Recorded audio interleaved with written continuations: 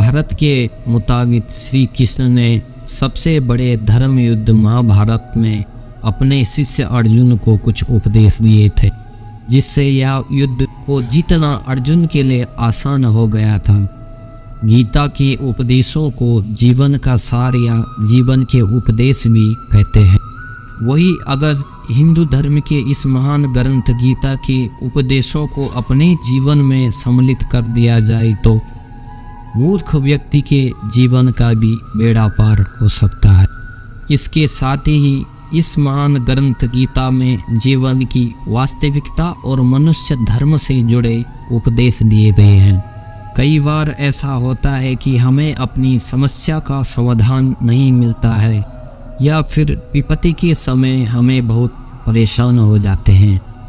कई लोग तो गुस्से में अपना आपा खो बैठते हैं या फिर अपनी समस्याओं से विचलित होकर भाग खड़े होते हैं।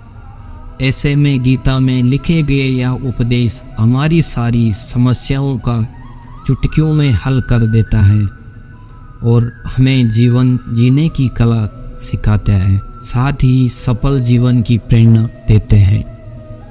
भगवान श्री कृष्ण ने महाभारत के युद्ध में अर्जुन को गीता का उपदेश सुनाया था, जिसे सुनकर अर्जुन को ज्ञान की प्राप्ति हुई थी।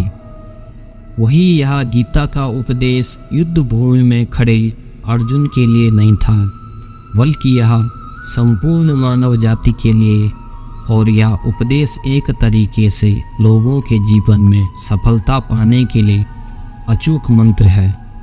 आइए जानते हैं गीता सार के बारे में। गीता के श्लोक में भगवान श्री कृष्ण ने मनुष्य के शरीर को महज एक कपड़े का टुकड़ा बताया है, अर्थात एक ऐसा कपड़ा जिसे आत्मा हर जन्म में बदलती है, अर्थात मानव शरीर आत्मा का अस्थायी वस्त्र है जिसे हम जन्म में बदला जाता है, जिसका आशय यह है कि हमें शरीर से नहीं उसकी आत्मा से व्यक्ति की पहचान करनी चाहिए।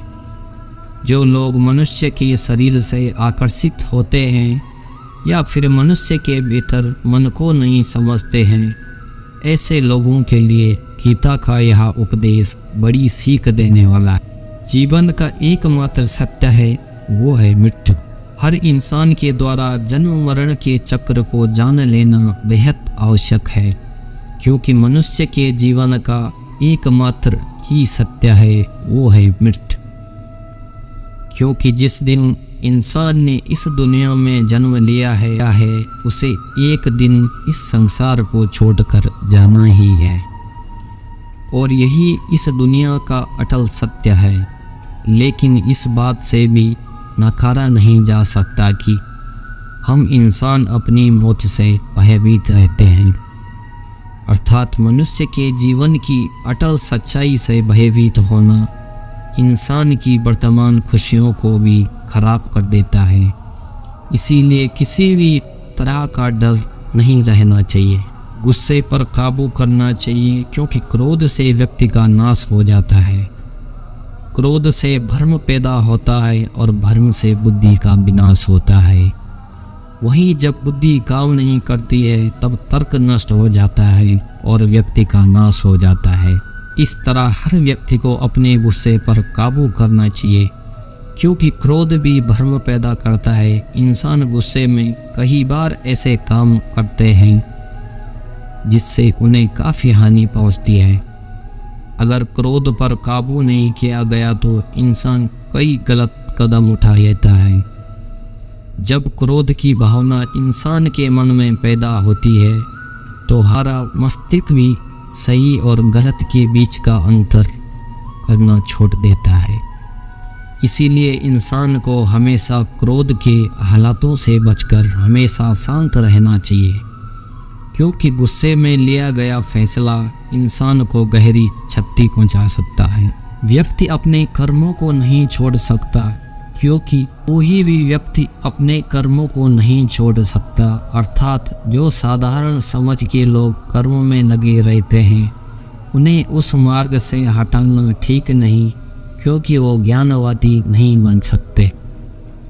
वही अगर उनका कर्म भी छूट गया तो दोनों तरफ से भटक जाएंगे। प्रत्येक व्यक्ति को कर्म करने के लिए बाध्य करती है।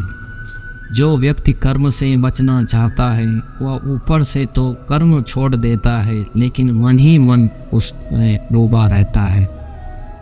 अर्थात जिस तरह व्यक्ति का स्वभाव होता है वह उसी के अनुरूप अपने कर्म करता है। मनुष्य को देखने के नजरिया पर भी संदेश दिया गया है, जिसमें लिखा गया है, जो ज्ञानी व्यक्ति ज्ञान और कर्म को एक रूप में देखता है उसी का नजरिया सही है, और जो अज्ञानी पुरुष होता है उसे ज्ञान नहीं होने की वजह से वह हर चीज को गलत नजरिए से देखता है। इंसान को अपने मन को काबू में रखना चाहिए।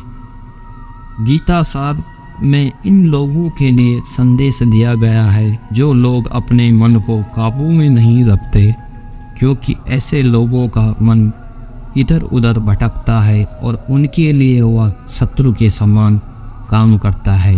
मन व्यक्ति के मस्तिष्क पर ही गहरा प्रभाव डालता है। जब व्यक्ति का मन सही होता है तो उसका मस्तिष्क भी सही तरीके से काम करता है।